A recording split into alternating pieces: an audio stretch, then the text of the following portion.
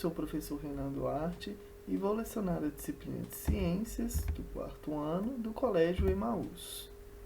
E quarto ano, tudo bem? Bom, então nesta videoaula vamos continuar falando dos animais, né? Mais especificamente das aves, um grupo de animais muito bonito, tá? Eu também adoro estudar as aves, tá? São várias espécies diferentes, tem espécies extremamente grandes, espécies pequenas, tá? Então nós vamos aprender aí sobre as aves.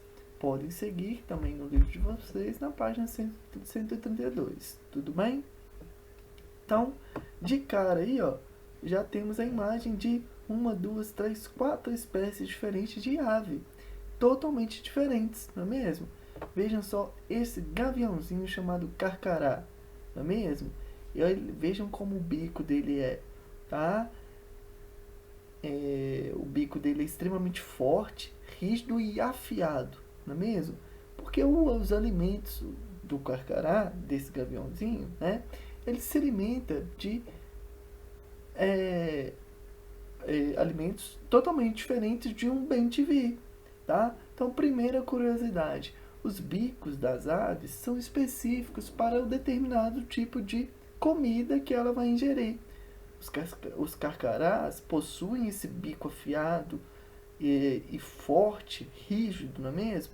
Porque eles se alimentam de carnes e restos de animais mortos, tá? Pode se alimentar, tá? Então ele precisa dilacerar, rasgar as carnes, o couro, tá? Dos animais, tá? Bem-te-vi pode se alimentar de alguns insetos, de algumas sementes, tá? Então os papagaios geralmente de algumas sementes, tá? E algumas sementes bem duras. Por isso também esse bico largo na base, não é mesmo? A gente diz bico largo na base, porque a base aqui é largo, e curtinho, extremamente forte para quebrar as sementes e ele se alimentar. Tá bom? Então essa é a primeira curiosidade. As aves possuem bicos diferentes que vão ser determinados aí de acordo com o alimento, tá? Que a espécie ingere, que a espécie prefere, tá? As aves, então, são animais que apresentam o corpo coberto por penas, tá? O único grupo que apresenta essa característica. Além disso, possui um bico, um par de patas e um par de asas, que são os membros das aves. Elas nascem a partir dos ovos com a casca e por isso são chamadas de ovíparas, tá bom? O desenvolvimento é todo interno, tá? Da mãe, né? O desenvolvimento do filhote é todo interno, ou seja, dentro da mãe, só que dentro de um ovo.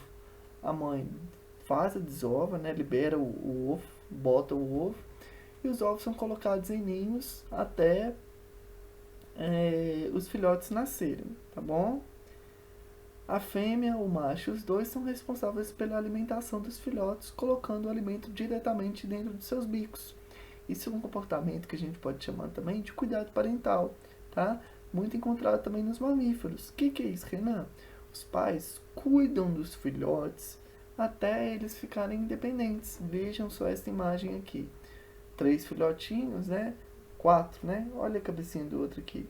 Abrindo a boca, pedindo aí comida para o pai ou a mãe, tá? Então, ou seja, os pais, né, até determinada época, colocam o alimento até a boca, até o bico dos seus filhotes. Vão cuidando dele até eles aprenderem a voarem, né? Até as penas dele, dos filhotes, estarem bem desenvolvidas, não é mesmo? Então, as aves são encontradas nos mais diversos ambientes. Vejam só, galinha, ema, tá? São aves diferentes, porque elas possuem apenas asas, só que elas não voam, não é mesmo? Então, são vários ambientes e várias características diferentes. Elas podem ser encontradas em florestas, desertos, regiões mais frias e congeladas do planeta, no caso dos pinguins. A maioria delas conseguem voar. A presença de asas de ossos mais leves, chamados de pneumáticos. Anota que isso é importante. Ossos pneumáticos. São características de algumas aves, tá? Esses ossos facilitam o voo, pessoal. Ele é mais leve, por isso que as aves conseguem voar. Algumas, como por exemplo a ema e a galinha, conseguem até voar assim. Na realidade, elas planam, tá? E elas não voam aí como um bem-te-vi ou um avião. Possuem também estruturas chamadas de sacos aéreos, que permitiram essa capacidade de voo, tá?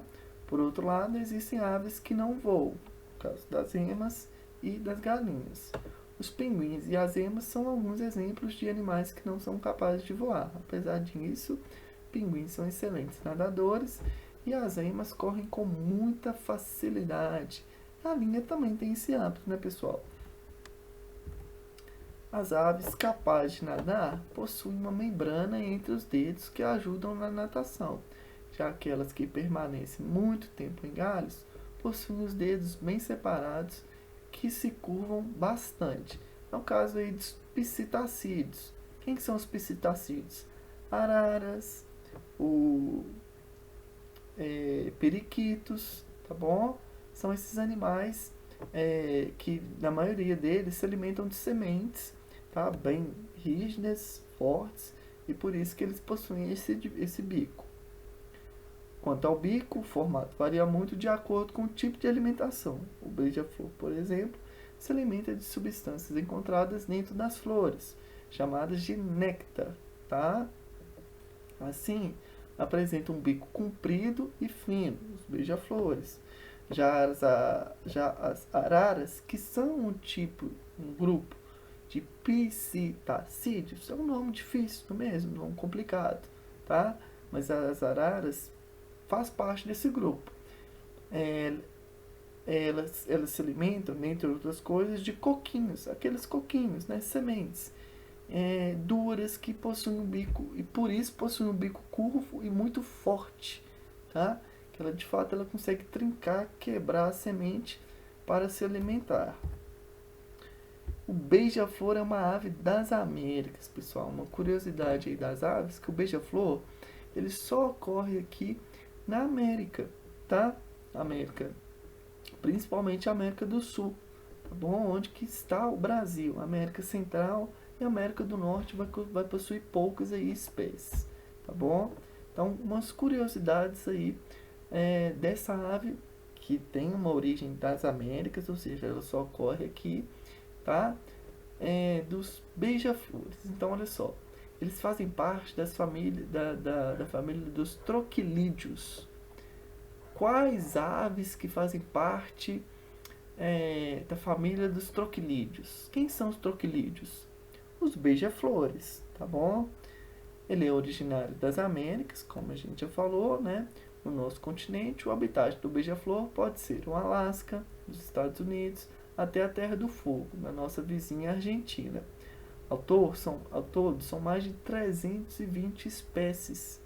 Mais de 320 espécies, pessoal. São muitas espécies, tá bom? Muitas. Então, quando a gente está falando de beija-flor, é um grupo de aves, tá? Com cerca de 320 espécies, sendo que a maior parte delas vive em climas tropicais e subtropicais, em especial no Brasil e no Equador, tá bom? O clima tropical é o clima básico do nosso país, não é mesmo? Que está ali bem abaixo da linha do Equador. Chamamos aí de climas tropicais.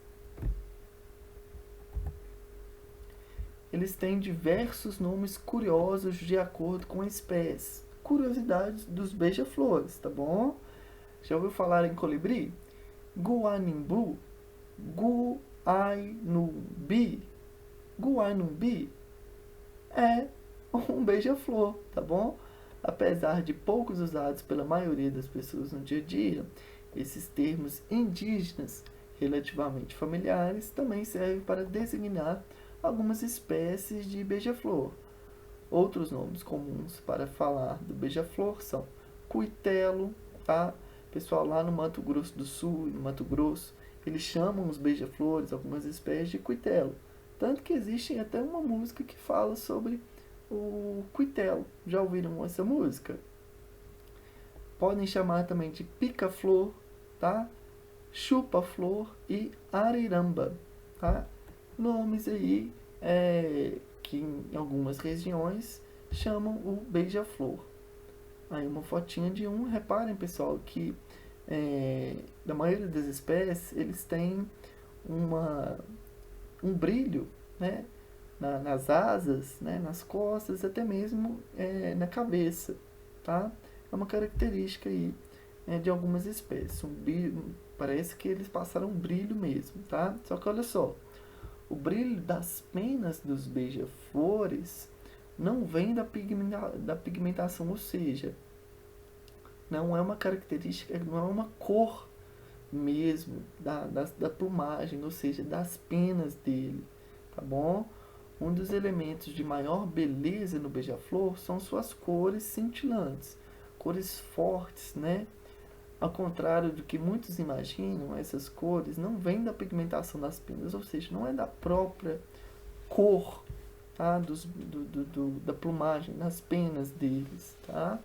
Na verdade, ela é um resultado de um fenômeno conhecido como iridescência, tá? Um nome um pouquinho difícil, mas uma curiosidade bastante interessante. Tal fenômeno, ou seja, essa iridescência, acontece quando as cores dos arco-íris são refletidas em uma superfície. Não à toa, fatores como o nível de iluminação, umidade e o ângulo de visão, ou seja, de que parte que você está avistando, né, e desgastes podem alterar as cores de um beija-flor. E eles têm um coração enorme, pessoal. Sabiam disso? Outra das curiosidades sobre o beija-flor é que o peso do coração dele equivale a 5% do peso total do seu corpo. Então, ou seja, ele é muito grande, pessoal. Imagine só, se o seu coração ocupasse de todo o peso do seu corpo, seu coração ocupasse 5% do seu peso. Isso é muita coisa, tá? Nosso coração, ele é pequeno em relação ao tamanho do nosso corpo. Já os dos beija-flores, não, tá? E por que que acontece isso? Vejam como eles voam, pessoal. Eles pairam no ar. E para eles parar no ar, né? Eles ficam voando, batendo as asinhas. Eles têm que bater as asas, né? E ficar batendo simultaneamente. Só assim ele tem condições de parar, né? Para se alimentar, né? Lá no néctar da flor. Então, como que ele consegue ficar parado?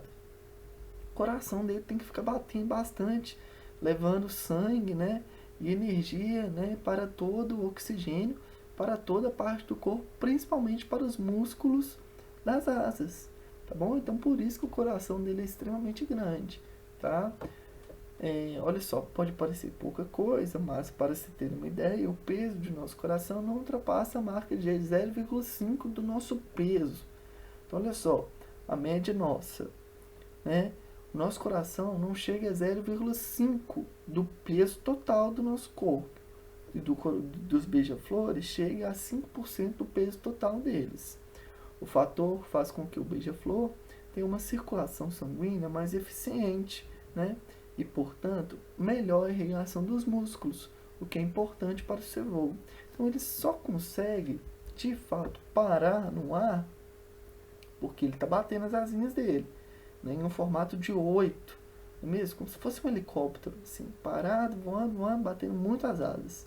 E o coração, bastante grande, não é mesmo? Levando aí o sangue rico em nutrientes e oxigênio para todas as partes do seu corpinho. Então, mais uma ilustração aí mostrando as cores brilhantes. Vejam só, né, embaixo aí do rosto. É um grupo muito diversificado, tá, pessoal? Muito bonito, né? Se alimentando do néctar aí de uma florzinha, tá? São os beija-flores, uma espécie de ave. Agora uma curiosidade, tá? Vou passar para vocês algumas espécies de ave, né? De outros países que não ocorrem aqui no Brasil. O casuar, esse animalzinho aqui, ó, parece uma galinha, né? Só que bem maior do que uma galinha. uma ave do grupo das aves ratitas, ou seja, não voam, tá? Não voam igual um bem-te-vi, tá? Igual um beija-flor, de grande porte, nativa da Austrália e Nova Guiné.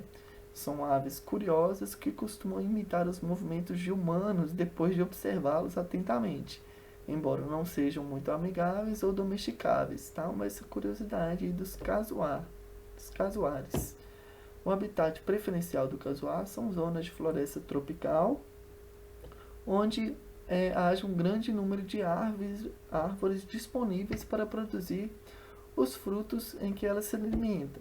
Neste ambiente, o casuar desempenha uma importante função ecológica de dispersar as sementes das árvores. Então, ele se alimenta do fruto, né? Na hora dele defecar, nas fezes dele, saem as sementes. E ele sai semeando aquelas sementes, dispersando as sementes de toda a região. O gavião real, ou arpia, tá? Esse animal, essa ave muito bonita, é conhecido também como gavião de penacho, guiraçu, tá? E arpia, tá?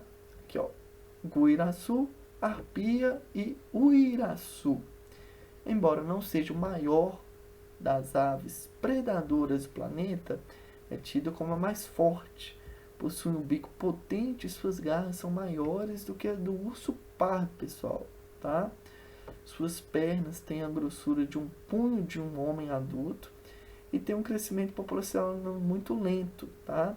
Este fato, ou seja, os indivíduos, as arpias, né, as aves, elas demoram a crescer e se tornar maduras, adultas. Este fato, associado à destruição de grandes áreas florestais e à caça indiscriminada, torna a espécie ameaçada de extinção em nosso país. Então, olha só, uma ave em que ela demora muito tempo para se tornar adulta, para se desenvolver, para se reproduzir, né? E essa ave ela começa a sofrer com a caça indiscriminada, ou seja, uma caça ilegal, tá?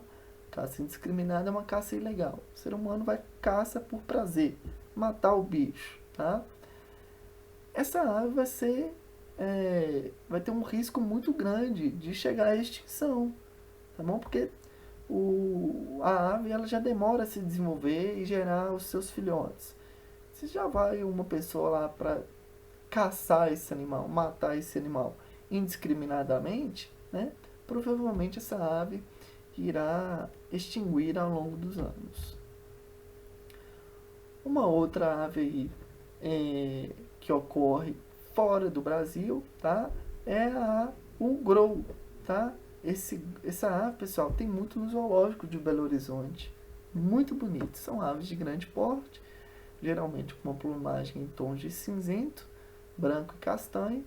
Algumas espécies apresentam plumas ornamentais na região da cabeça. São essas peninhas que nós chamamos de plumas, tá? O bico é comprido e direto, o pescoço é longo, bem como as patas também. São migratórias, ou seja, elas migram, tá? Ao longo do ano aí, em busca de alimento e para reprodução. E vão sempre com o pescoço estendido. Na época de reprodução, constroem um ninho feito de lama e vegetação em regiões pantanosas, onde colocam 2 ovos. Os juvenis recebem a atenção de ambos os progenitores, característica aí das aves, como a gente já viu. Finalizamos então a nossa videoaula de hoje. Façam as questões de 1 a 4 da página 134, as questões 1, 2 e 3, página 136, e se for preciso, pessoal, acessam este site aqui, ó, WikiAves, tudo bem? É um site muito interessante, tá?